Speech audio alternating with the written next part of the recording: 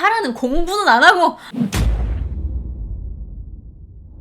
오늘은 헬스는커녕 관련 용어와 기구조차도 존재하지 않았던 시절, 조선 땅에 최초로 근대식 바디빌딩을 정착시키고 역도라는 용어를 만들어내고 우리가 헬스장 하면 생각나는 바벨과 덤벨이 존재하는 최초의 헬스장을 만들고 근육맨들을 양성해서 민족의 힘을 키우자고 주장했던 한반도 최초의 헬창 이야기를 해볼 겁니다.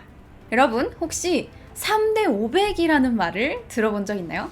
스쿼트, 벤치프레스, 데드리프트 운동 3개의 총합이 500이다 라고 해서 3대 500이라고 부르는데, 헬스인이라면 모두 동경하는 강함의 상징이 되었죠. 자, 여기서 나온 3대 500 이하 언더아머 금지나 울면 근손실 같은 헬스 밈들은 운동을 하지 않는 사람들 사이에서도 잘 알려져 있죠. 자, 그렇다면 한국 최초의 3대 500은 누구였을까요? 또 최초의 헬스장은 어떤 모습이었을까요? 그곳에는 어떤 헬스인들이 있었을까요? 한반도 최초의 헬창, 문곡 서상천의 이야기입니다. 한반도에는 조선의 개항 이후 서구의 근대 스포츠가 처음 소개되기 시작했는데, 체육 인프라의 부족으로 널리 보급되진 않다가 일제 치하에 들어서 한국의 근대 스포츠가 본격적으로 성장하기 시작했습니다. 당시 일제는 체육 인프라를 확대하면서 조선에서도 근대 스포츠를 아주 의욕적으로 보급했는데, 이는 일본이 처음 개항을 하면서 키가 크고 체격이 우람한 서구인과의 접촉이 많아졌고, 체력이 곧 국력이라 했던가요? 국가적 차원에서의 신체 단련 필요성을 느꼈기 때문이었습니다. 게다가 당시 일본에서는 일본인의 열등한 신체를 개조하자라는 인종 개선학이 국가적인 정책으로 추진됐는데, 1911년 도쿄 인류학회에서 출간한 인류학 잡지에는 다음과 같이 밝히고 있습니다. 일본의 흥망성쇠는 국가를 조직하는 개인의 형질을 개량하여 우수한 국민을 만드는 데 달려있다. 단지 정치, 경제, 종교, 교육 같은 지말의 문제만 개선하려고 해서는 도저히 흥국의 목표를 이룰 수 없음을 논하고, 진화론의 근거로부터 논추하여 우량종을 확산하고. 후량. 한편 근대 스포츠는 식민지 체육정책이라는 이름으로 조선의 민족의식을 희석시키기 위한 수단으로 사용되기도 했는데, 각종 경기대회가 조선 민족을 단결시키고 민족의식을 고취시킨다는 이유에서였습니다. 왜 여러분, 지금도 월드컵 같이 국가대항 스포츠 경기가 열리면 평소에는 스포츠에 딱히 관심이 없는 사람들도 한국 이겨라! 일본은 이겨야지! 지면 돌아오지 마라! 이러면서 좀 피가 끓잖아요. 그때만큼은 애국자가 되잖아요. 자국팀 응원하고 그러지 않습니까? 일제는 일찍이 이 위험성을 알아챘던 거죠. 그래서 도산 안창호 선생 같은 민족의 선각자들은 민족 혼을 일깨우는 체육이 곧 독립을 위한 원동력이라고 생각해서 적극적으로 권장하기도 했습니다. 이러한 시대적 상황 속에서 근육맨들을 양성해 민족의 힘을 기르고 독립을 꿈꿨던 체육인이 있었으니, 그가 바로 오늘의 주인공 문곡 서상천입니다. 서상천의 호인 문곡은 도산 안창호 선생이 지어준 걸로 알려져 있어요. 서상천이 일본 유학을 마치고 귀국해서 신성중학교 체육교사로 갓 부임했을 때 우연히 그곳에 들른 안창호 선생이 헬스로 다져진 거구의 서상천을 보게 되었고, 무로써 민족의 앞날을 개척해 나가라 라는 뜻에서 을지문덕 장군의 이름을 딴 문곡이라는 호를 지어준 거죠. 하지만 도산 안창호 선생도 감탄을 금치 못한 이 거구의 서상천도 어렸을 때부터 건장했던 건 아니었습니다. 서상천은 어렸을 때 매우 병약했는데 허리가 아파서 3년 동안 앉지도 못하고 그냥 엎드려서 지낼 정도였다고 해요.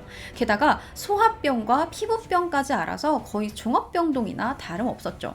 그런데 아주 다행히도 서상천의 아버지가 경북 달성에 제일 가는 부자였고, 당시 흔치 않았던 양방소학과를 제 집처럼 드나들면서 인삼, 녹용 같은 보약을 거의 밥처럼 수시로 먹이는 등 당시 가능한 모든 치료를 다 했고, 그 덕분인지 서상천의 병은 점점 나아지게 됩니다. 이후 지금의 초등학교인 보통 학교에 다니던 서상천은 어느 날 인생을 송두리째 뒤바꿔 놓게 되는 사진 한 장을 보게 되는데, 바로 놀러 나간 대구 시내에서 세계 최초의 보디빌더 유진 샌도우의 사진을 보게 된 거예요.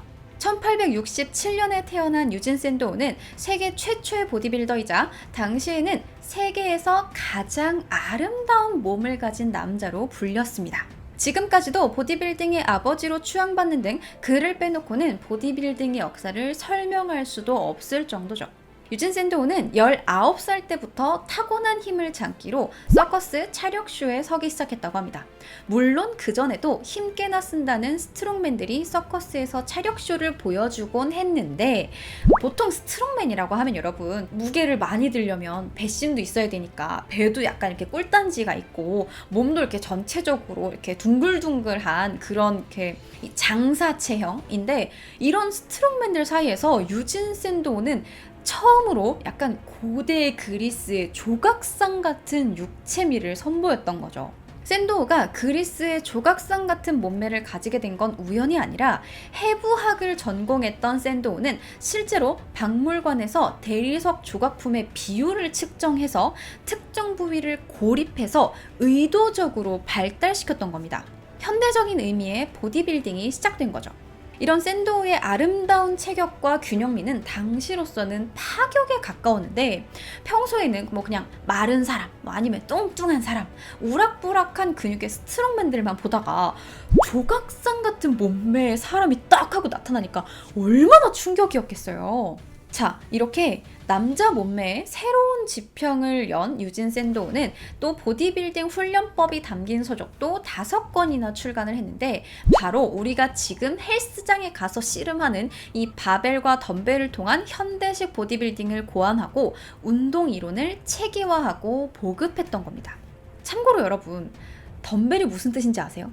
이 덤벨은 벙어리를 뜻하는 영단어 덤과 종을 뜻하는 벨의 합성어인데, 말 그대로 벙어리 종이라는 뜻입니다. 더 먼 옛날 중세 유럽에서 전투에 나가야 했던 귀족들은 근력을 키울 필요성이 있었고, 몸을 만드는 일은 그들의 중요한 일과 중 하나였습니다. 물론 당시는 운동 이론은커녕 기초적인 장비조차 없는 시대였는데, 당연히 무거운 걸 많이 들수록 힘이 세지고 근육이 발달한다는 것 정도는 모두가 알고 있었죠. 그래서 귀족들은 근육을 키우기 위해서 어떻게 했냐면, 교회에서 쓰던 그 크고 작은 종들을 들어 올리면서 근력 운동에 사용했던 겁니다. 조그만한 종 가지고 이렇게 들고, 큰 종을 가지고 이렇게 들고, 그러면서 근력 운동을 했던 거죠. 하지만 들어 올릴 때마다 종이 울리면 곤란하니까 그 종 안쪽에 소리가 나게 하는 방울 부분을 떼어내서 사용을 했고, 그래서 소리가 나지 않는 종이라고 해서 덤벨이 된 겁니다. 금속으로 만들었던 데다 손잡이까지 달려있으니까 운동하는 데는 이만한 물건이 없었던 거죠. 아령이라는 말도 벙어리 아자에 방울 영자를 쓰는데, 그냥 거의 덤벨을 직역한 단어입니다.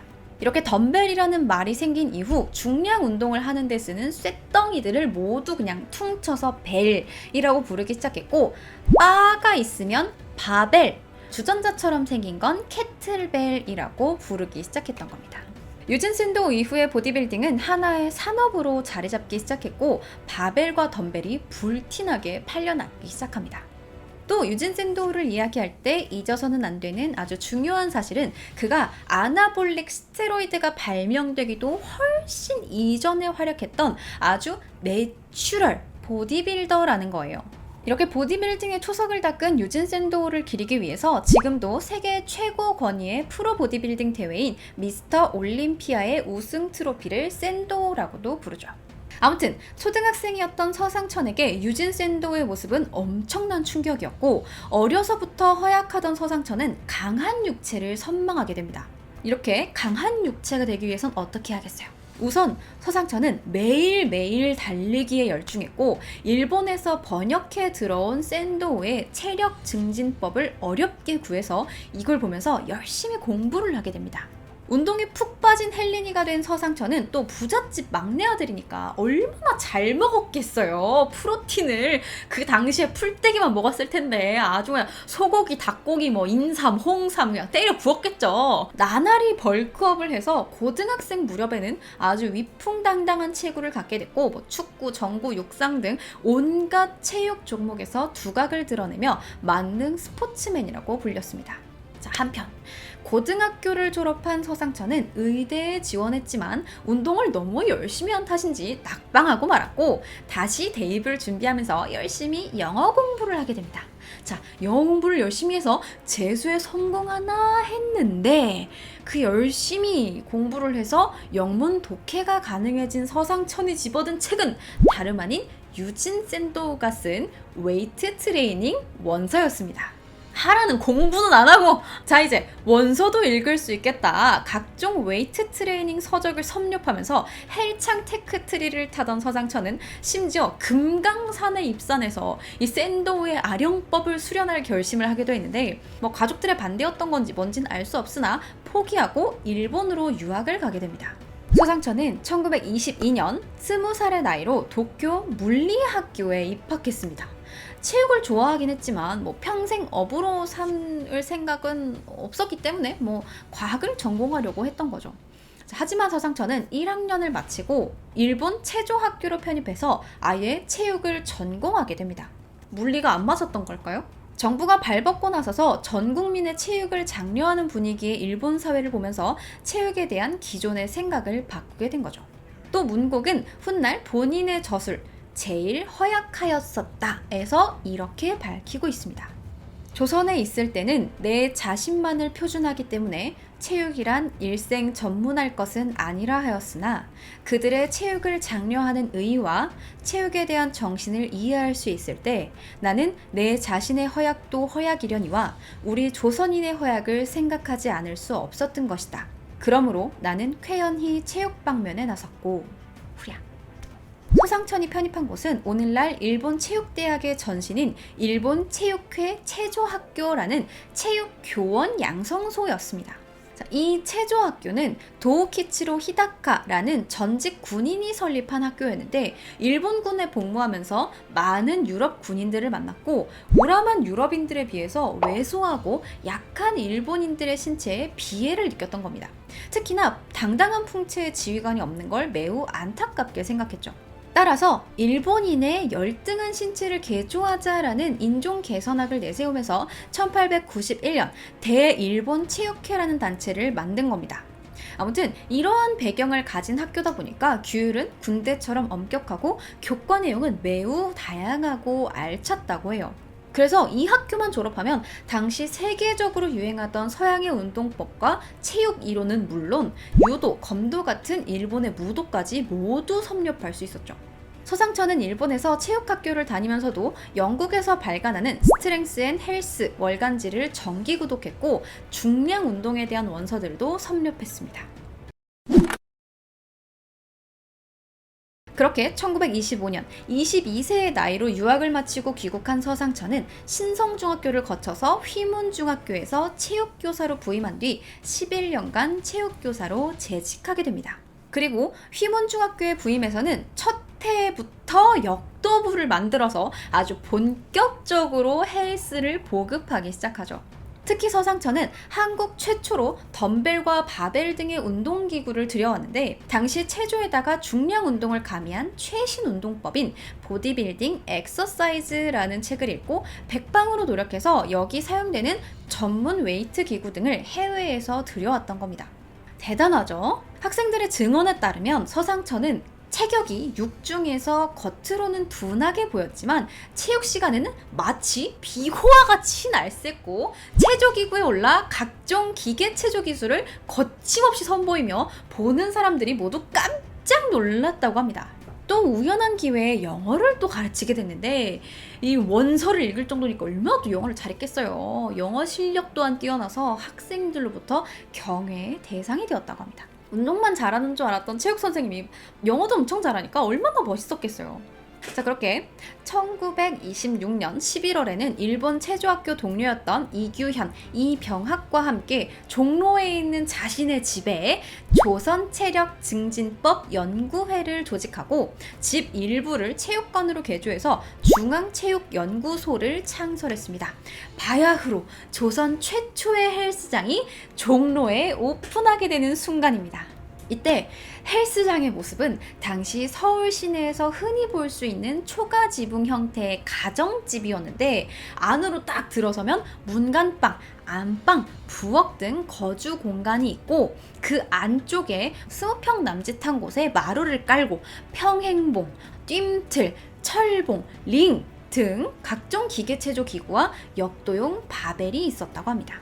한국 최초의 헬스장은 민족의 체력 향상과 민족 정신 함양에 기여한다라는 아주 대흉근이 웅장해지는 모토로 출발했고, 전국에서 80여 명의 회원들이 몰려들어 운동을 배우고자 했습니다. 또 이때 역도라는 용어가 처음으로 만들어졌는데, 이전까지는 조선에 웨이트 리프팅이라는 게 소개된 적이 없어서 마땅한 명칭도 존재하지 않았습니다. 일본 같은 경우는 웨이트 리프팅이라는 용어를 중량거라고 직역한 주로아게라는 용어를 사용하고 있었는데, 서상천은 이를 따르지 않고 동서양의 철학을 통해서 인간으로서 갖추어야 할 기본 정신과 생활의 도를 수련한다 라는 의미로 역도라는 이름을 붙인 겁니다. 대흉근이 또 웅장해집니다. 헬스장의 한 달 이용료는 80전이었습니다. 당시 1원은 2021년 물가 기준으로 약 13만원 정도 되는데, 80전이면 10만원이 조금 넘는 정도의 금액입니다. 조선 유일의 헬스장인데다가 강습까지 해주는 관장형 헬스장이니 이 정도면 아주 훌륭한 가격이라고 할 수 있겠죠. 초기 80여 명의 회원들은 당시 조선의 저명한 학자, 언론인, 의학자, 교육자, 사업가 등 아주 호화 멤버들이었는데, 이들은 서로 의기투합해 역도를 범국민 운동으로 발전시킬 계획을 세우게 됩니다. 당시 동아일보에 실린 기사는 이곳에서 단련하고 있는 운동은 일반 다른 운동에 비해 단시일적으로 효과를 볼 수 있으며 그 방법 또한 간단하여 쉽게 단련할 수 있다고 홍보하고 있습니다. 이후 서상천은 전국에 헬스장 체인점을 내기 시작했습니다. 북으로는 신의주, 평양, 해주, 함흥, 원산, 개성에, 남으로는 부산, 대구, 광주, 청주, 인천, 강화도에 지부를 설치해서 철봉, 평행봉, 역도기구를 설치했고 자신의 제자들을 파견해서 가르치게 했습니다. 자, 이렇게 서상천과 그의 동료들이 역도 보급에 힘쓴 결과 1930년 11월에는 한국 최초의 파워리프팅 대회라고 할 수 있는 제1회 전조선 역도대회가 처음으로 열리게 됐고, 3회부터는 체급이 세분화되는 등 매년 열리는 행사로 자리 잡게 됩니다. 자, 이렇게 전국의 헬스장이 성황리에 영업하게 되면서 서상천은 조선 체육계의 거물로 부상하게 되죠. 그러던 1939년 서상천은 조선 총독부로부터 체육 공로상을 수상하게 되는데, 당시 신문에 실린 기사 내용은 이렇습니다. 금년부터 조선 안에 있는 체육운동의 선구자 중에서 그 공이 뚜렷한 이를 선정하여 공로자상을 수여하기로 되어 그동안 신중히 물색 중이던 바 초대의 영관은 중앙체육연구소 서상천 씨에게로 돌아가게 되었다.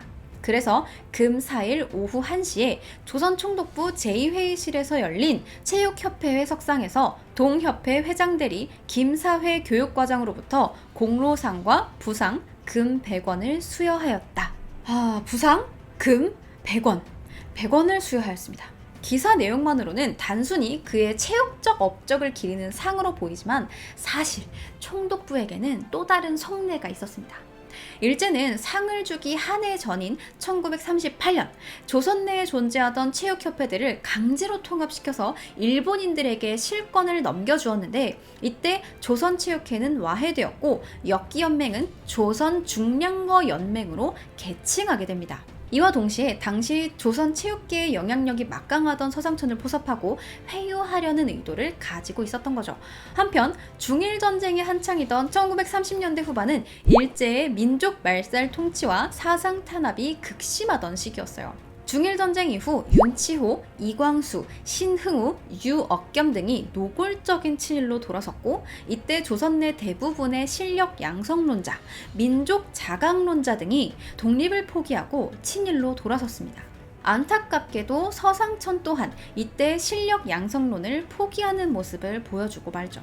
1940년 10월 일제는 조선 내 친일파들을 내세워서 국민총력조선연맹이라는 어용단체를 발족했는데, 조선인들의 황국신민화, 내선일체의 완성, 전시경제 추진 따위를 목적으로 하는 단체였습니다. 사회적으로 지명도가 있는 친일파 다수가 이 조직에 참여했는데, 서상천도 이 단체의 설립에 참여해 참사직을 역임했고, 이후 일제의 정책에 동조하는 모습을 보여주고 맙니다. 아무튼 조선 중량거 연맹은 이후 서상천이 창안한 단어인 역도를 따 조선 역도 연맹으로 다시 개칭되었고, 서상천이 초대 회장을 맡게 되었는데, 이 서상천의 지도 아래 역도 연맹 산하에는 세계적인 역도 선수들이 배출되었습니다. 남수일, 김용성, 김성집 등이 각 체급에서 비공인 세계 신기록을 세우기도 했죠. 특히 18년간 태릉 선수 촌장을 지내기도 했던 김성집 선수는 일제가 패망한 뒤 대한민국이 독립국 자격으로 처음 출전한 1948년 런던 올림픽에서 역도 미들급으로 출전해 한국 역사상 첫 메달을 안겨주기도 했으며, 한국전쟁 중이던 1952년 헬싱키 올림픽에서 또다시 동메달을 차지했습니다. 여러분, 우리나라 최초의 메달이 역도에서 나왔어요. 이후 한국 역도는 1954년 아시아 경기대회, 1956년 멜버른 올림픽에서 연이어 우수한 성적을 거두었죠. 그 시절 한국의 역도는 최고의 효자 종목이자 인기 종목이었습니다. 또 1949년에는 제1회 미스터 코리아 선발대회가 열리기도 했는데, 명동 시공관에서 개최된 이 대회는 우리나라에서 개최된 최초의 보디빌딩 행사였습니다. 일본보다도 무려 6년이나 먼저 개최된 스포츠 행사였던 거죠.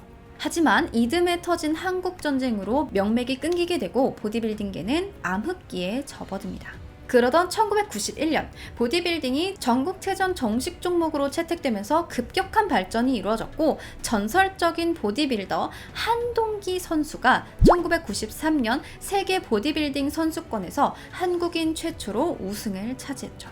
소수 엘리트 체육인과 매니아들만의 전유물이었던 보디빌딩은 하나의 문화로 단단히 자리 잡게 되었습니다. 조선 최초의 헬스장을 열고 전국에 체인점까지 내며 역도와 헬스를 전국에 보급한 서상천. 실력 양성론자 서상천은 체육을 통해 민족의 힘을 키워 국권을 회복할 것을 주장했지만, 끝을 알 수 없었던 암흑의 식민지 시대는 그의 가치관을 바꿔놨습니다. 이는 일제강점기를 살았던 서상천이라는 인물의 한계이자 시대의 한계이기도 했죠. 그를 무조건적으로 비난하거나 옹호할 필요는 없겠습니다. 모든 인물은 공과 과, 명과 암이 존재하니까요. 다만 우리가 즐기는 헬스에는 이러한 역사가 있다라고만 알아주시면 좋겠습니다. 자, 그러면 여러분, 오늘도 안전하게 운동하고 득근하시기를 바라며 오늘 컨텐츠는 여기까지. 안녕.